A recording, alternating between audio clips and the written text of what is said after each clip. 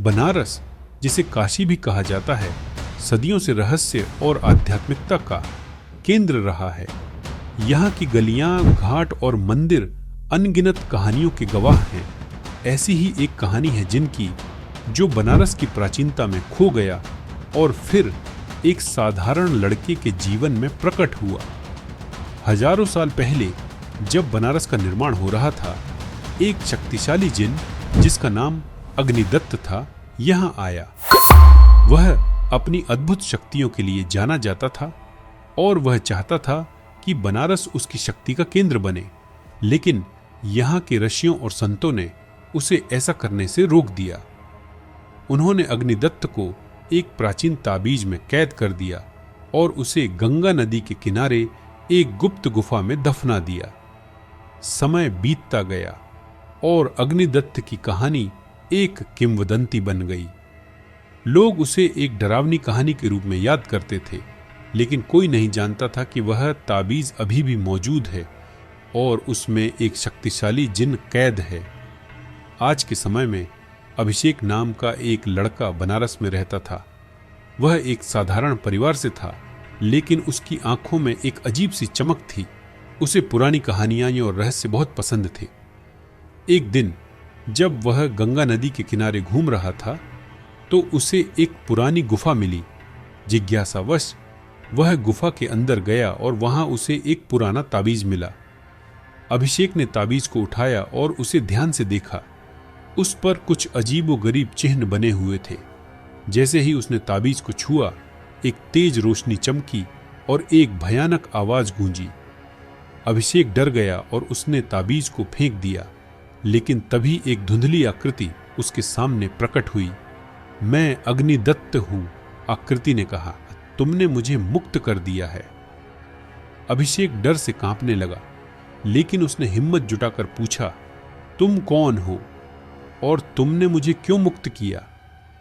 अग्निदत्त ने अपनी कहानी सुनाई और बताया कि वह एक शक्तिशाली जिन है जिसे हजारों साल पहले कैद कर दिया गया था।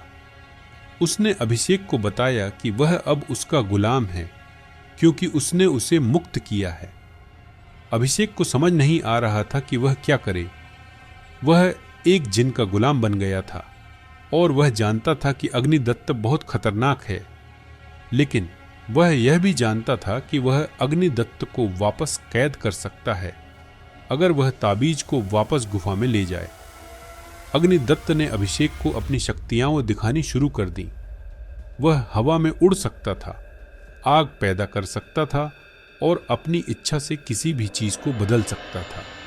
अभिषेक को डर लग रहा था, लेकिन वह यह भी जानता था कि उसे अग्निदत्त की शक्तियों का उपयोग अच्छे कामों के लिए करना चाहिए।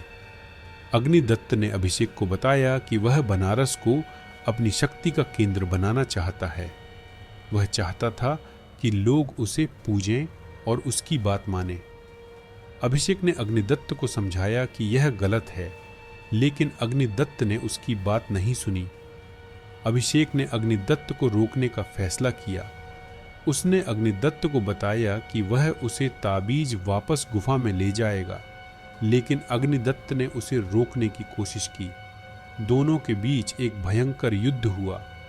अग्निदत्त ने अपनी शक्तियों का उपयोग किया, लेकिन अभिषेक ने अपनी बुद्धि और साहस का उपयोग किया। अभिषेक ने अग्निदत्त को गुफा में वापस धकेल दिया और ताबीज को उसके पास फेंक दिया। ताबीज ने अग्निदत्त को वापस कैद कर लिया और वह गायब हो गया। अभिषेक ने राहत की सांस ली।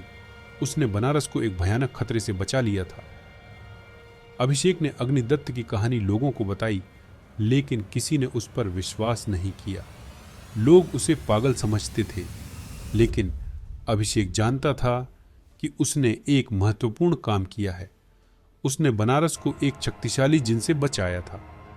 अभिषेक ने फैसला किया कि वह बनारस के रहस्यों को जानने का प्रयास करेगा। उसने पुरानी किताबों और पांडुलिपियों का अध्ययन किया और बनारस के इतिहास के बारे में बहुत कुछ सीखा। उसने यह भी सीखा कि बनारस में कई अन्य जिन और आत्माएं हैं जो छिपी हुई हैं। अभिषेक ने फैसला किया कि वह बनारस की रक्षा करेगा।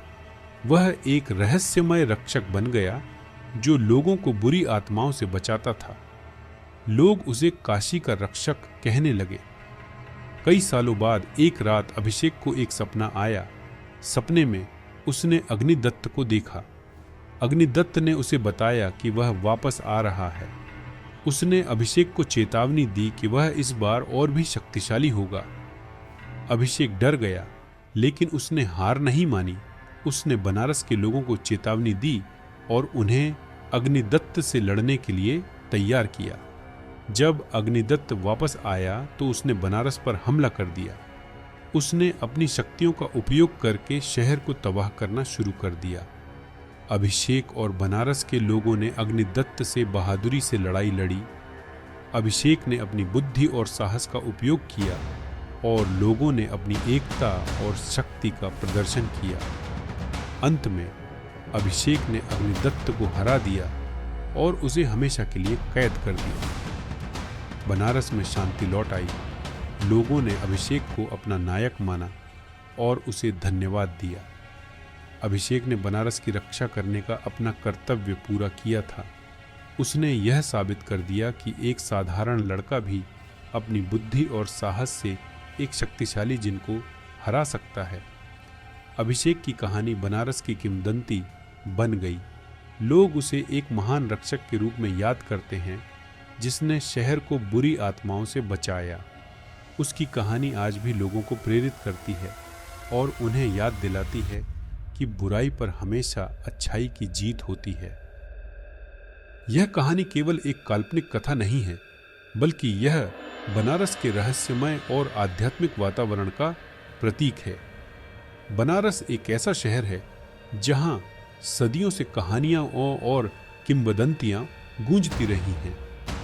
यह शहर आज भी रहस्य और आध्यात्मिकता का केंद्र है और यहाँ की गलियों में आज भी जिन और आत्माओं की कहानियां सुनाई देती हैं। उत्तर प्रदेश के इस पवित्र शहर में अभिषेक की कहानी एक प्रेरणा है, जो हमें याद दिलाती है कि साहस और दृढ़ संकल्प से हम किसी भी चुनौती का सामना कर सकते हैं।